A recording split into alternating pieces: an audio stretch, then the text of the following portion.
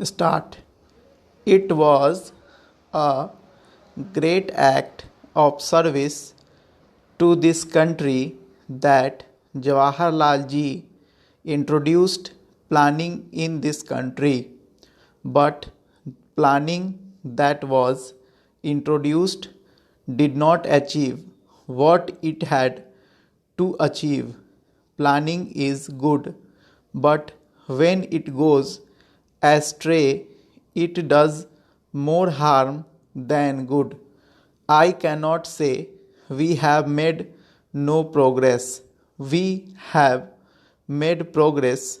We were not manufacturing even as pin in this country when we become free.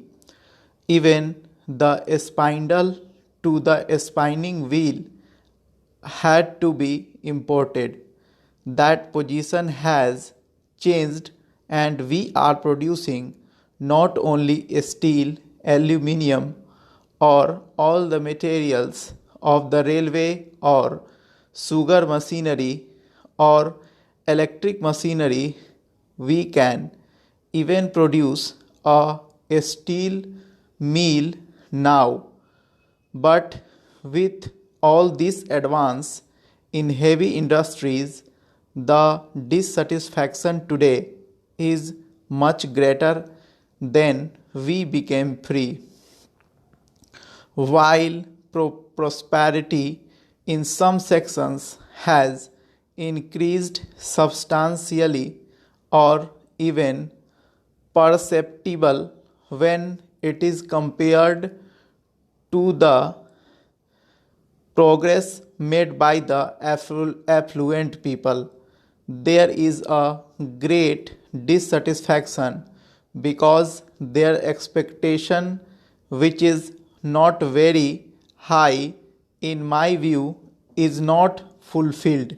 And this is where planning has not succeeded in creating conditions which would remove his dissatisfaction and create a feeling of not only satisfaction but an atmosphere of hope and courage so that we may face our problems with greater confidence and with greater efficiency.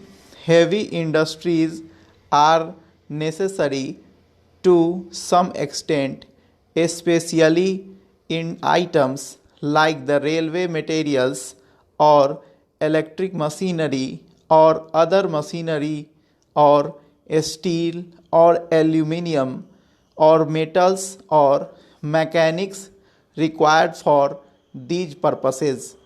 Consumer goods, which are far more essential for the poor and not only for the every person in society, are uneconomic to produce in heavy industries. They can be more conveniently produced, more easily produced, and produced with much less capital per capita or per man employed in small and cottage industries than in the bigger industries. This is a controversial subject.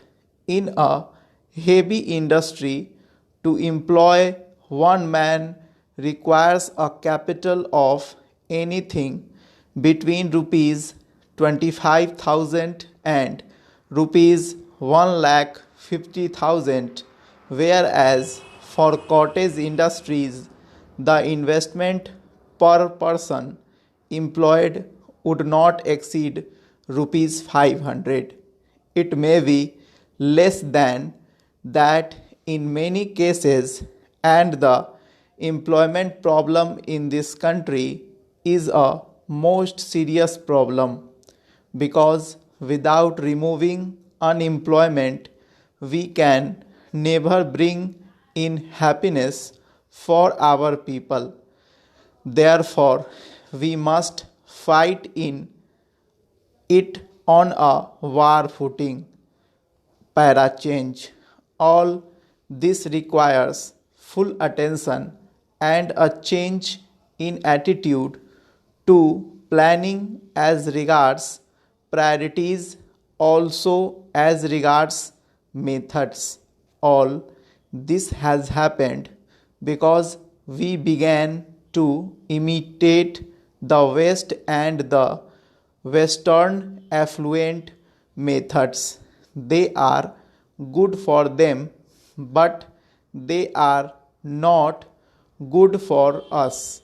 Whatever is good in them, we can certainly take, and we should take.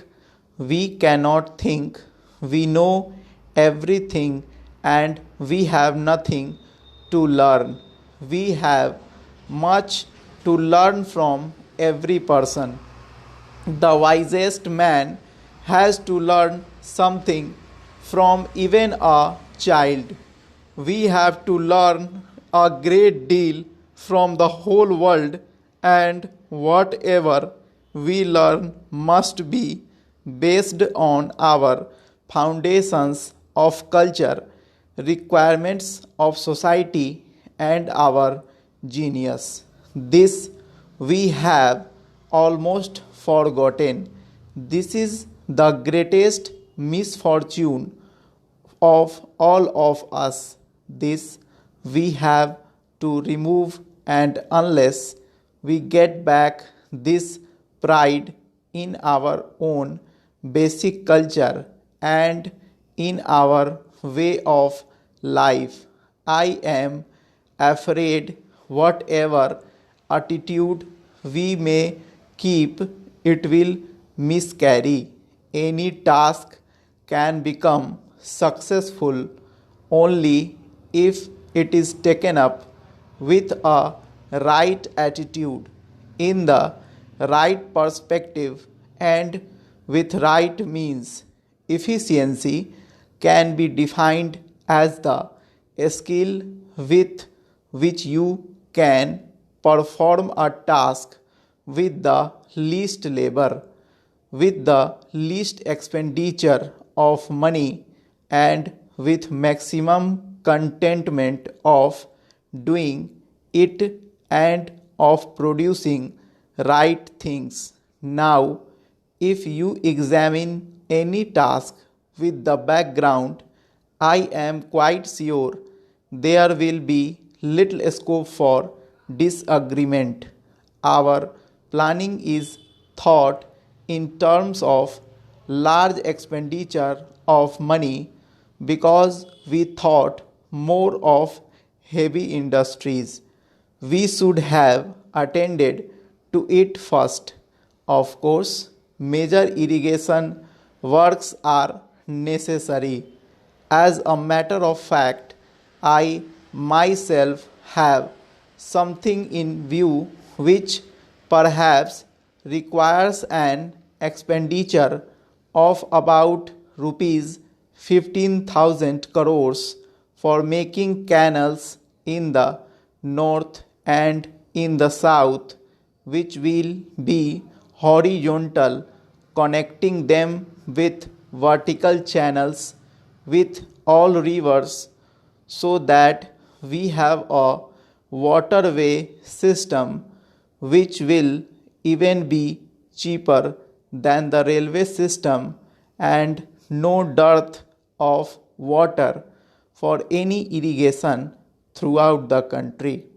As a matter of fact, there was a scheme with the East India Company and the British government earlier, before the railways had planned, and there was a scheme for improving the waterway system, or having waterway system for transport and for irrigation.